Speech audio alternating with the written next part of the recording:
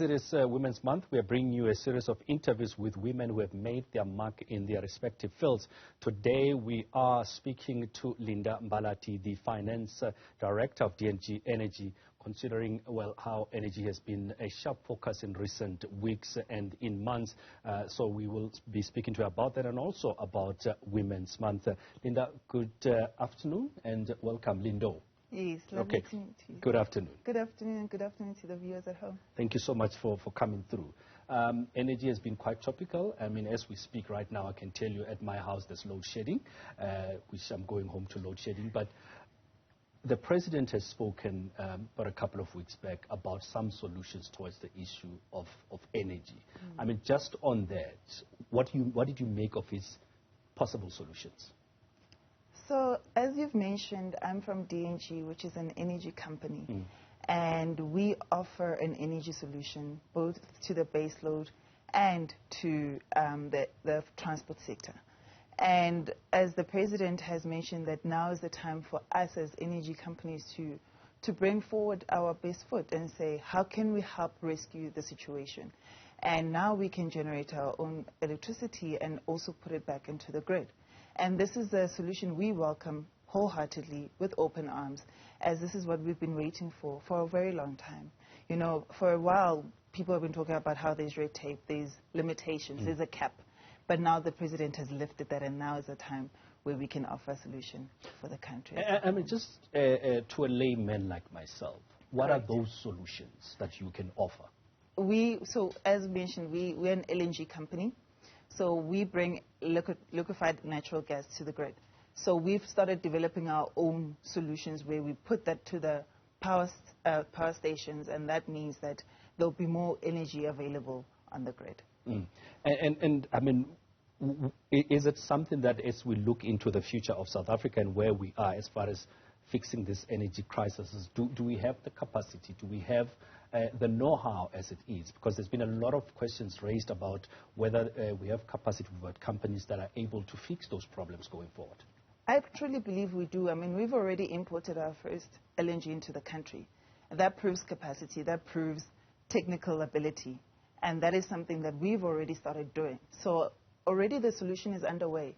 We just need to welcome it more and continue to bring more of that into the solution. And as we just twist the focus a bit, talking about Women's Month, talking about business leadership, from your perspective as somebody who is in this industry, in this business, how has it been to be, I guess, a leader as a woman leader in business? I think it's interesting to note that more women have graduated from college or from university than men, which means the skill set is there, the know-how is there, and women are already in the market. You know, and I think to bring it home to say it's Women's Month and it's a male-dominated space, whether in the kitchen as a chef or in finance or in the energy sector, I think it's very important to also note that women are capable of doing so much more and are already doing so much more. So to answer your question, it is, I think, very important to highlight that women already know what they're doing. And now is the time for them to also just cement themselves and take up space and just continue to be leaders in the society. But is that coming through? Is society ready to embrace that? And because there's always the perception, Lindo, that sometimes when a woman is being put in, and I'm using the word very carefully, put in a position of management, it's either affirmative action, it's posing, and so on and so forth. I think it is coming through very slowly, very, very slowly, and slower than it should be. But at the same time, women are already taking up those positions. Women are in leadership positions. And yes, not as much as we would like for it to happen.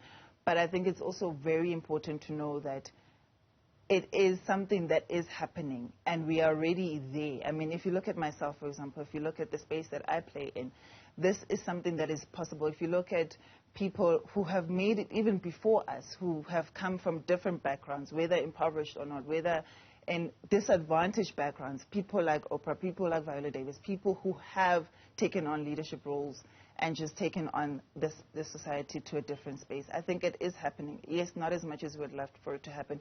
And I mean, one could say that once you put a woman in a management role, something goes wrong or favors have been done. But I think there are companies that are already doing it out there. Well, what would you say then are those challenges that we need to deal with in order to be at a point where we're not talking about quotas, but we know that women will be in higher positions because they can do the job, full stop? I think it's perspective, number one, where we can say it's no longer a gender-based position, or whether it's a woman position or a male position, but it's technical know-how, it's technical ability. And that's why I can say it is important to note that women are more educated now than before. And taking that into account, we need to know that in time, it is happening. As we continue to grow, as we continue to move forward, more women are being brought into leadership position, and not because they are women, but because they have the technical ability to do those roles. You know, speaking of women, and again on the focus on Women's Month, many will tell you that being a woman in South Africa, it's risky, it's dangerous, there are no safe spaces, be it at work, be it at home. We've recently seen the rape, the gang rape that has taken place in Krugersdorp. I mean, what's your take on that, and what South Africa is doing from a political, from a government perspective in order to deal with the issues of gender-based violence? My take on this is that as human beings, so before we even take it to political spaces or policy spaces, as human beings, we need to just find it in ourselves to respect each other. You know, I think what is happening is, yes, someone could say, oh, but it's not new. Women have felt unsafe for a very long time. It is true.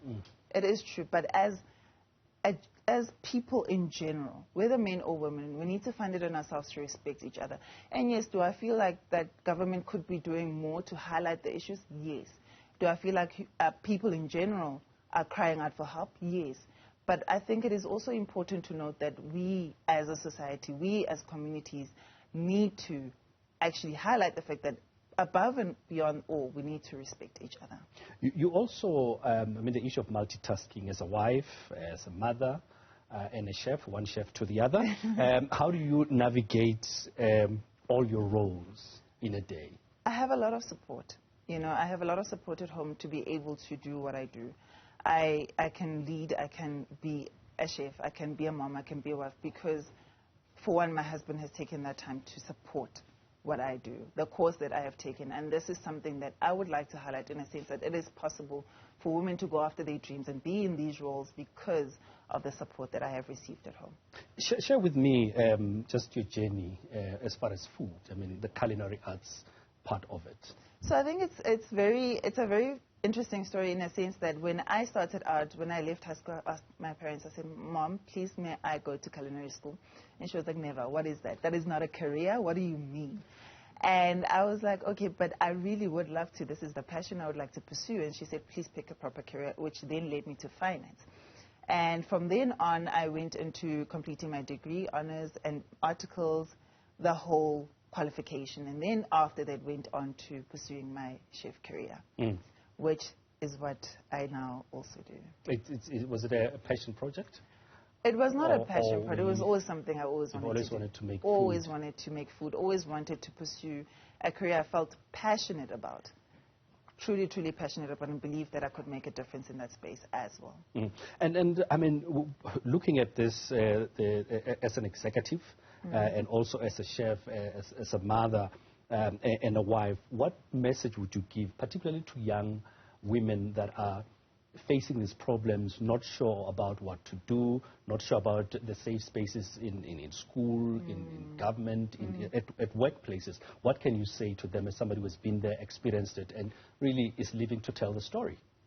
I would say, number one, believe in what you want to pursue. For example, set your goals.